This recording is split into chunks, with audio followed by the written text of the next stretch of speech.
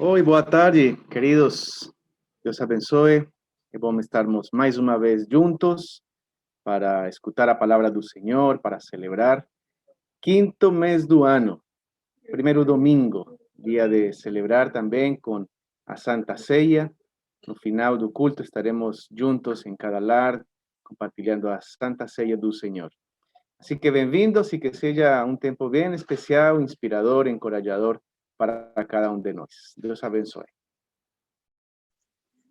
Boa tarde, queridos, e também tenho uma grande expectativa de que este momento seja um momento especial para que Deus fale aos nossos corações. Então, essa é a minha oração, para que todos estejam atentos à voz de Deus em cada detalhe, em cada palavra, em cada canção que vai ser cantado ou falado hoje.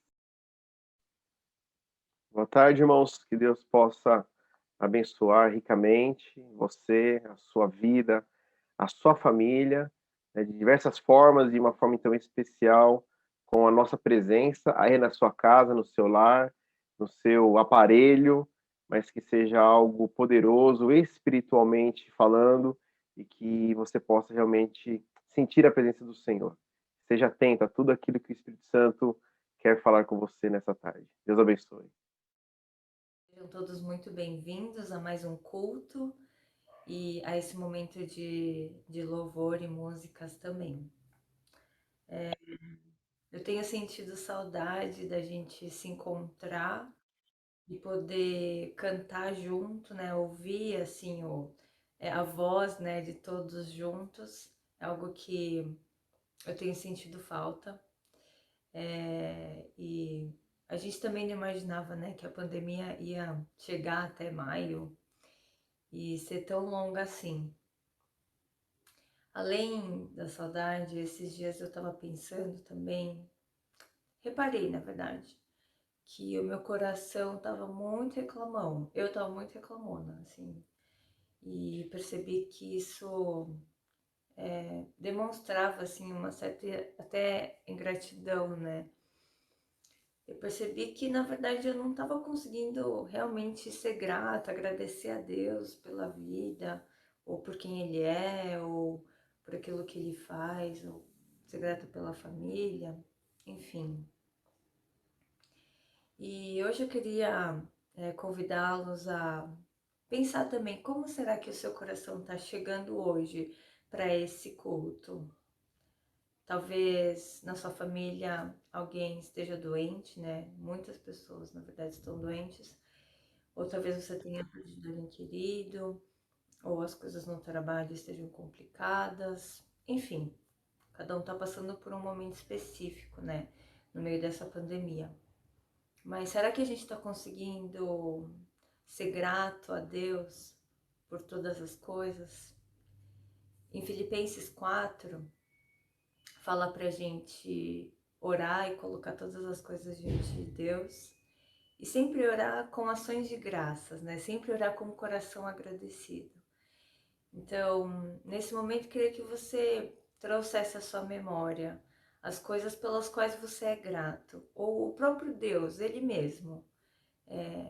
Quem Ele é, né? E a gente ser grato por quem Deus é. E conseguir louvar ao Senhor, né? Cantar ao Senhor com gratidão. E é isso. Quero convidá-los então para essa primeira música e vamos cantar.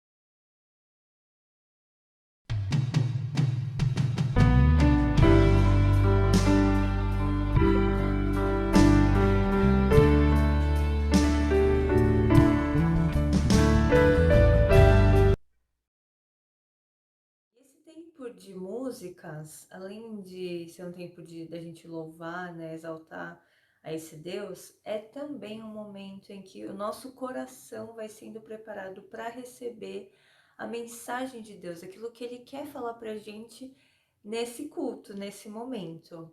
E hoje quem entrará a palavra vai ser o pastor Cássio. E a próxima música fala sobre nós, né, nós pessoas, seres humanos, sermos uma pauta em branco ou uma tela vazia para que Deus mesmo preencha, escreva, pinte, enfim, o que Ele quiser nas nossas vidas. Será que o nosso coração hoje também já está aberto para ouvir o que Deus quer falar e assim também escrever, né, a história da nossa vida? O que será que o Senhor quer nos desafiar hoje? Eu gostaria de fazer uma oração antes da próxima música e da mensagem. Deus, obrigada pela vida de cada um que o Senhor trouxe aqui. Abre os nossos corações, por favor, para que a gente tenha atenção para ouvir o que o Senhor quer dizer. Tira as distrações das nossas casas, a gente quer realmente se concentrar, abrir os nossos ouvidos também para te escutar. E obrigada porque o Senhor fala, que a gente possa experimentar isso hoje e que o Senhor use muito fortemente, muito poderosamente a vida do pastor Cássio também. Em nome de Jesus, amém.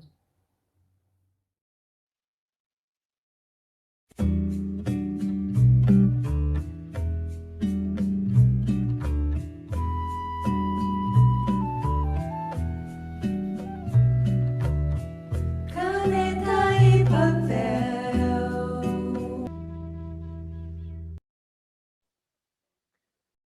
Amém. E é interessante nós pensarmos dessa forma. As pessoas estão fazendo uma leitura constantemente de cada um de nós. Você, aonde você está, o que você está fazendo em casa, né, na família, no serviço, as pessoas estão olhando para você e estão interpretando algumas coisas. E algo importante que essa canção também fala é exatamente isso, que é a própria interpretação daquilo que Deus tem feito na nossa vida. Por quê? Se realmente, né, como a Pri comentou, nós estamos sendo esta pauta em branco, esta tela vazia, um barro, né, informe, um palco vazio, né, porque aqui o tema é exatamente sobre a obra do artista, né, e aquilo que então exatamente sai da mão dele.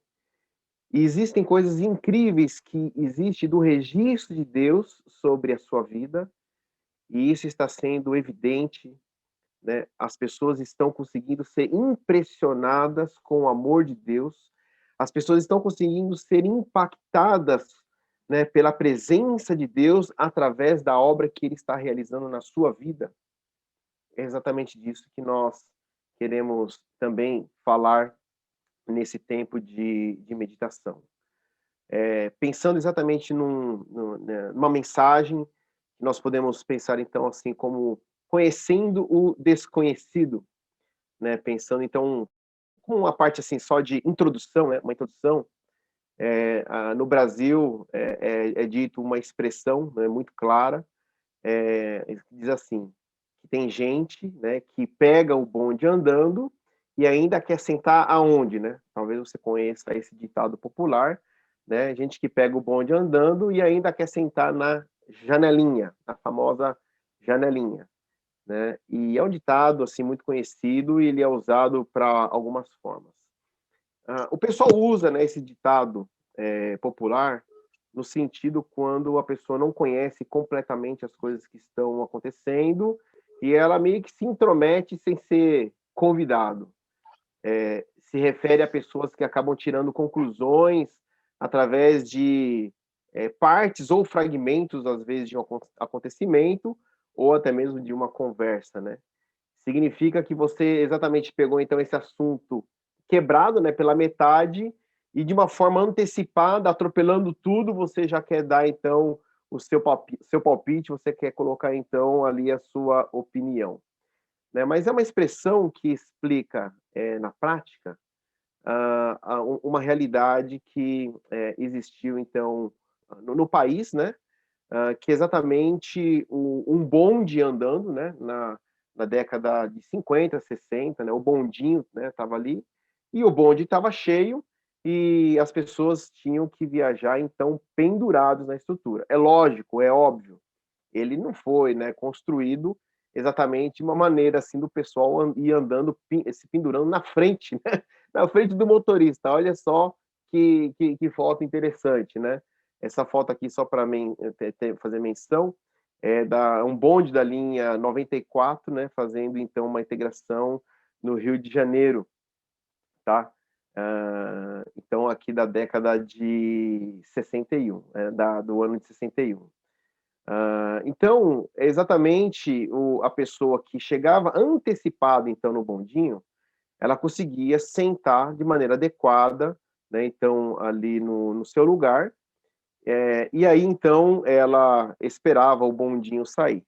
Só que, então, os atrasados, né, aqueles que pegavam o negócio assim, tudo bagunçado, eles se penduravam e acabava atrapalhando o quê daquele que chegou cedo, sentou no lugar certo, está seguindo os protocolos de segurança. A pessoa que está pendurada faz o quê? Tampa a visão de quem sentou e está corretamente posicionado.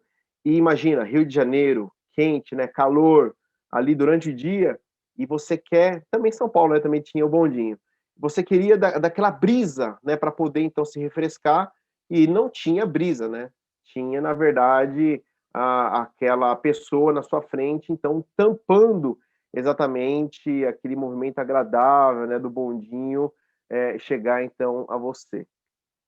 Qual que é a conclusão de tudo isso, né? Existe exatamente algumas coisas que a gente meio que atropela.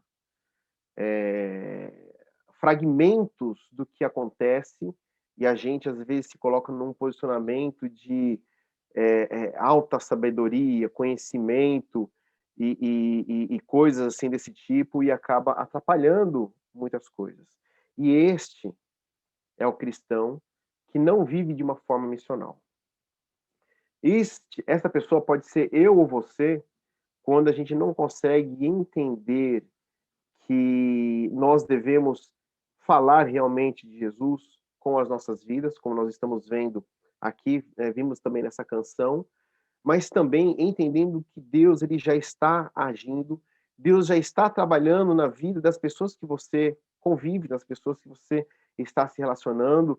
Deus ele está imprimindo uma história relevante, importante na vida de cada uma dessas pessoas, né?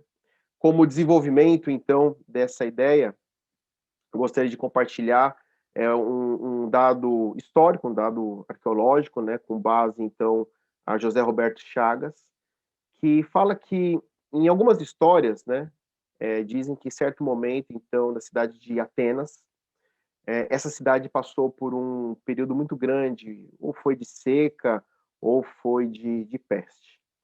E a história conta, então, que na época tinha o filósofo Epimênides, da ilha de Creta, e ele foi chamado, então, para solucionar esse problema, porque eles estavam realmente em meio a essa crise, essa peste, a essa seca, e eles, então, pediram, né, solicitaram ajuda, porque aí o filósofo, na época, ele era meio que de tudo. Ele era o sábio, ele era o médico, ele era o orientador, ele era aquele que poderia solucionar, então, o problema. E na Grécia antiga, existia exatamente o que? Muitos deuses, né? E fato, inclusive, né, que é um texto também que eu gostaria de compartilhar com você, que Paulo, exatamente, ele se incomoda com esta realidade. Né? Paulo, lá em Atos 17, 16, andando, né, pela cidade, ele diz assim o texto: enquanto eu esperava por eles em Atenas, Paulo ficou profundamente indignado ao ver que a cidade estava cheia de ídolos. Então, o que aconteceu nesse momento e que, na verdade, já era uma realidade? Era uma cidade que estava cheia, repleta de deuses. E exatamente esses deuses, né, os atenienses naquela época da crise, lá no passado, clamaram aos seus deuses, e essa peste, essa praga, simplesmente ela não ia embora. Então, diante dessa crise, né, que estava sofrendo os atenienses, então eles clamaram para os seus deuses, e nenhum deles pôde refrear, então, essa tragédia. E então, quando chamaram Epimênides, ele sugeriu, então, uma ideia, ele fez uma proposta. Qual que foi a ideia dele?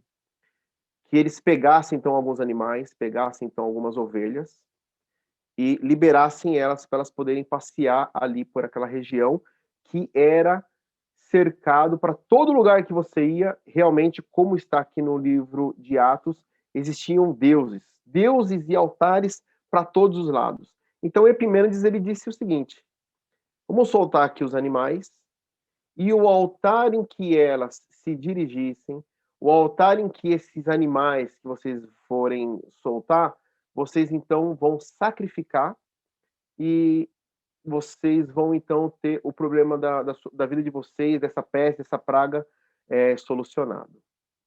Só que curioso que então os animais eles começaram a passear, os animais começaram a andar, e eles foram exatamente para um lugar, para um canto, aonde não tinha imagem nenhuma. Segundo então esse historiador, essas ovelhas foram para um lugar aonde não tinha qualquer imagem, e elas então se assentaram e ficaram ali, né, sem fazer absolutamente nada. Epimênides, né, ele ordenou então a seguinte coisa, o seguinte direcionamento: vocês aqui, como não existe nenhum altar, vocês vão construir um altar e vocês vão escrever aqui: ao Deus desconhecido. Lá atrás, né? Lá atrás. E então eles sacrificaram os animais, só que, no entanto, a esse Deus desconhecido, e de uma forma incrível e milagrosa, né, diz então esses relatos históricos de que essa peste, essa seca, ela foi interrompida de uma forma milagrosa. Foi a resposta direta de Deus para esse povo. E pensando então daquela pessoa que quer sentar no bondinho, pegar o negócio andando, não compreender muito, é exatamente uma das coisas que Paulo ele não faz. Porque ser missional, e é exatamente tudo um contexto que nós estamos estudando como igreja, está relacionado em ir realmente aos outros e desenvolver relacionamentos, desenvolver conversas inteligentes, de sábia percepção. E é incrível, que muito provável, Paulo ele deve ter conhecido ou ter tido exatamente essa percepção deste evento quando ele estava lá em Atenas, e ele talvez então ele tenha aproveitado desse contexto para poder então se referir e então poder falar ao povo, né? Exatamente aqui no texto a seguir. Atos 17, 22 a 23. Então Paulo levantou-se na reunião do Areópago e disse: Atenienses, vejo que em todos os aspectos vocês são muito religiosos, pois, andando pela cidade, observei cuidadosamente seus objetos de culto e encontrei até um altar com esta inscrição: ao Deus desconhecido. Ora, o que vocês adoram, apesar de não conhecerem, eu lhes anuncio. Agora você imagina, dentro desse contexto, né, se realmente for tudo verdadeiro, quando Paulo ele chega e ele usa então esse gancho, esse link, essa conexão ao Deus desconhecido, talvez quanto exatamente do histórico daquela cidade, por ter experimentado o poder já desse Deus desconhecido, de uma forma histórica maravilhosa, ter construído esse altar. Imagina, se tudo isso realmente for verdade, o quanto que impactou exatamente aqueles corações. E até mesmo, né, se tudo isso não foi exatamente, né, como os relatos mencionam, é muito interessante, né, porque aqui a gente leu, então, do 22 ao 23, e no 18, né, um pouquinho antes, nós vemos, então, na verdade, Paulo já tendo desse feedback, que nós estamos falando, então, de poder não pegar o bonde andando, tá? Lembra disso. De você não pegar as coisas fragmentadas e querer simplesmente sair jogando as coisas. Versículo 18 diz assim: alguns filósofos, epicureus e estoicos começaram a discutir com ele, né? e alguns perguntavam, olha a pergunta que eles estavam então fazendo com Paulo, o que está tentando dizer este tagarela? Outros diziam, parece que ele está anunciando deuses estrangeiros, né? Então, estrangeiro, coisas exatamente que eles não conheciam. Então, mesmo que todo esse relato talvez não fosse exatamente assim, você percebe tanto numa direção como a de outra direção, que Paulo ele pega esse feedback, né, que os atenienses estavam trazendo para ele, e ele então usa de estratégia espiritual para poder então falar a cada coração. Dentro desse relato, né, que eu comentei, as ovelhas pararam onde não existia imagem alguma. E era exatamente ali que eles deveriam então construir um altar, segundo esse relato. E eles talvez poderiam ter feito algumas perguntas, mas vamos fazer aqui um altar e o que nós vamos colocar então aqui nesse altar? Porque todos os nossos altares têm algumas coisas. Não, aqui nesse altar não vai ter figura nenhuma. E esse Deus, então, tá bom, ele vai ter que tipo de nome, né? Que tipo de dimensão vamos colocar, então, a esse Deus? Não, vamos seguir exatamente a orientação, né, desse nosso filósofo, será ao Deus desconhecido. E temos, né, essas imagens que vocês estão vendo dentro desses relatos que eu acabei, então, comentando com vocês. Exatamente não colocar nenhuma imagem, deixar exatamente o altar vazio, o que tudo isso significaria para aquele povo? Exatamente era Deus construindo já, preparando exatamente uma conexão futura para atingir aqueles corações. Mas é interessante que o Deus que era desconhecido, ele passa a ser conhecido em detalhe através do ministério, então, do apóstolo Paulo. Já existia, então, que esse é um dos destaques, no coração daquelas pessoas, a necessidade por conhecer, né, talvez historicamente, e buscar de uma forma mais profunda aquele Deus que impactou tanto a vida deles, porque, né, existiu um certo relato histórico.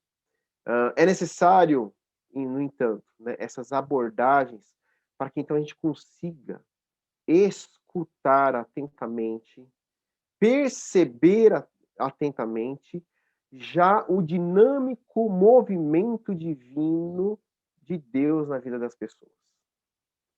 É muita pretensão, às vezes, é muita impetulância, né, do crente quando ele acaba entendendo, associando que ele vem exatamente para mostrar tudo do zero.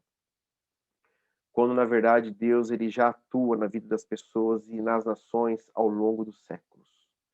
Não podemos simplesmente despejar informações, falando muitas coisas, às vezes, de Cristo, sem o interesse, sem o amor genuíno por aquelas pessoas, dentro do contexto em que elas já estão e dentro daquilo que elas já conhecem de Deus, porque Deus já está trabalhando.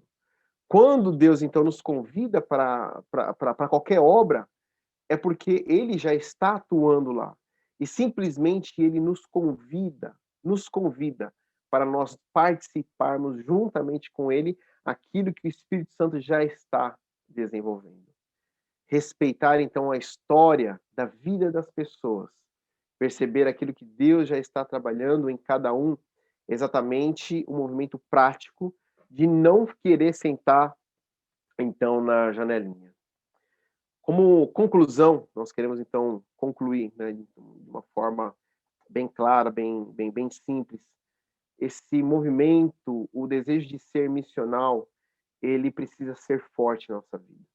Ele precisa ser intencional.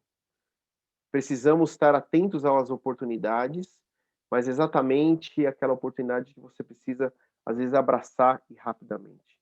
Ser missional está relacionado em ir aos outros, desenvolvendo essas conversas sábias, no momento certo, né? Conseguir se socializar de uma forma criativa e amorosa.